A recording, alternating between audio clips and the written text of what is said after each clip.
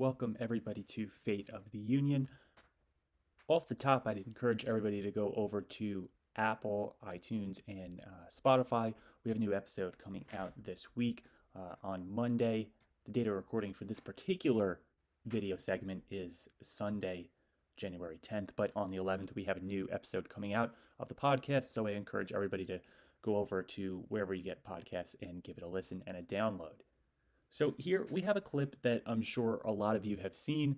It's an exchange between a CNN reporter by the name of Rosa Flores and Florida Governor Ron Desantis. Now, Florida, of course, has dealt with this virus very differently, and so differently, in fact, that Ron DeSantis has actually publicly apologized to the people of Florida, especially those that were particularly affected by the shutdowns and the curfews, to the extent that Florida did enact them early on in this whole ordeal in the spring and into the summer. And since then have really scaled it back. The amusement parks in Florida are allowed to operate very closely resembling normal operations. I believe I had a colleague take his kids to Florida last week, and you didn't need a reservation in order to get admitted into the park, but by all accounts, it did seem to be fairly busy, and for quite some time now, Florida has been allowed to operate as close to normal as any state in the country, certainly. So here's a particular exchange, and right off the bat, you're going to see the CNN reporter do what we do in the legal world, what we would call it, and I'm sure a lot of you are familiar with, assuming facts not in evidence.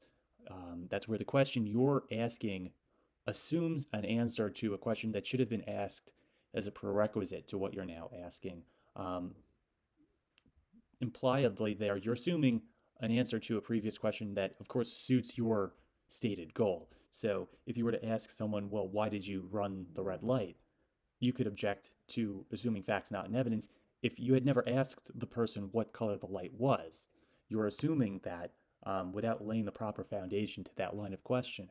So right off the bat, it doesn't start off on a good foot as far as these two being on the same page, and really Governor DeSantis getting a fair shake from this particular reporter, but we'll see where it goes. What has gone wrong with the rollout of the vaccine that we've seen phone lines jammed, websites crashing? It's a lot of demand. I think at the end of the day, excuse me. If I could finish my question. You just said what has gone wrong, so I'm answering the question. If I could complete the question, though. So you're going to give a speech, or you're going to ask a question? With all due respect, Governor, you asked the question. I'm going to answer it. I'm trying to finish my question. No, you're giving a speech. You asked the question. I am trying to ask you the.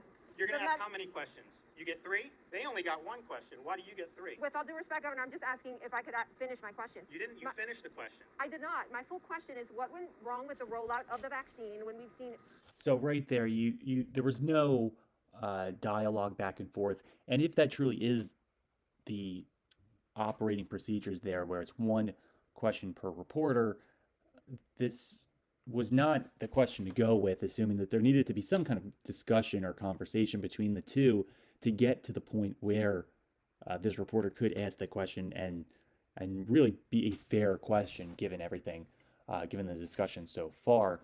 But you saw Governor DeSantis interject there and say, or at least try to acknowledge some of the shortcomings of the rollout of the vaccine throughout the state, but his general answer to that question is, of course, not good enough for CNN. So there's a little bit of a fair amount of combativeness going back and forth. And now, at least, Ms. Flores will try to clarify her question.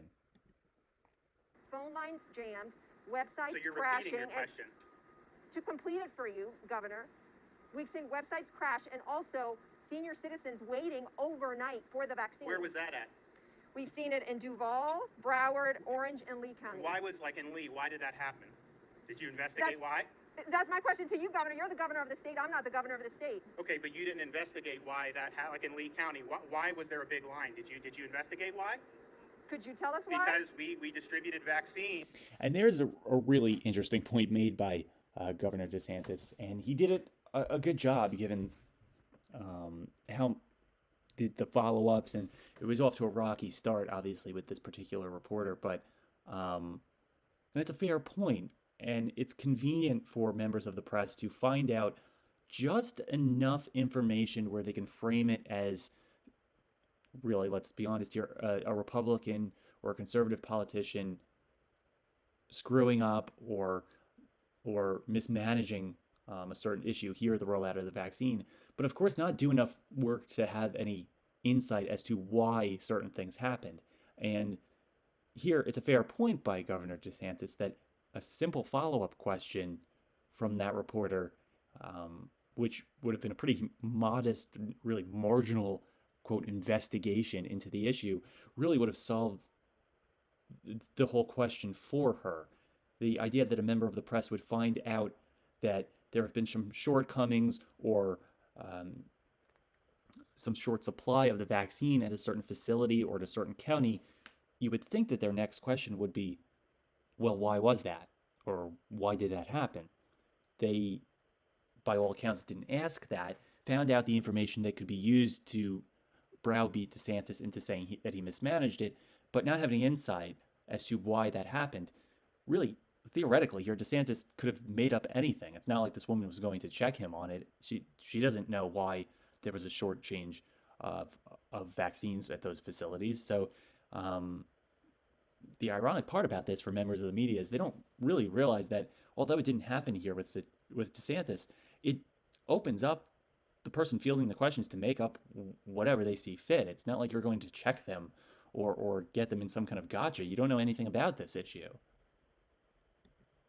The hospitals, and the hospital said, first come, first serve. If you show up, we'll do it. So they didn't use a registration system. There wasn't anything that was done, and there's a lot of demand for it. So people are going to want to go ahead and get it. So are you saying there was no plan then from the state to make sure that senior citizens didn't wait outside overnight? So the state is not dictating to hospitals we're not dictating to Carlos Magoya how he runs his operations here. That would be a total disaster. These guys are much more competent to be able to deliver healthcare services than a state government could ever be.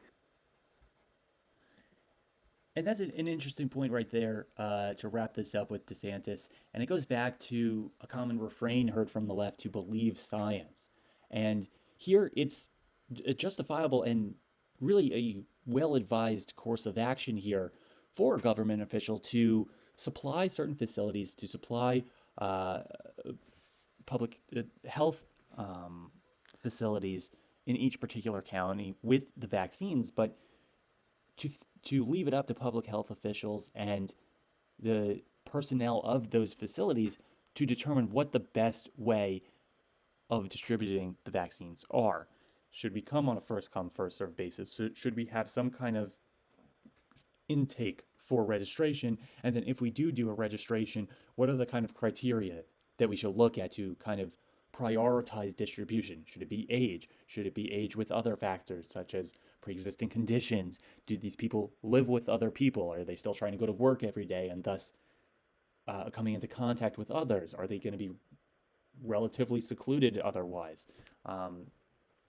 It would appear, looking at this objectively, that would be a well-informed, well-counseled decision, is to leave the ultimate criteria for distributing these vaccines to the respective counties, certainly, and really more precisely, the respective medical facilities to determine what the best way, again, based on science of both the transmission of the disease and the vaccine, let them decide how to best administer the vaccine. So comment below here on YouTube if you're watching. Let me know what you think. If not, hit like and subscribe for more videos in the future.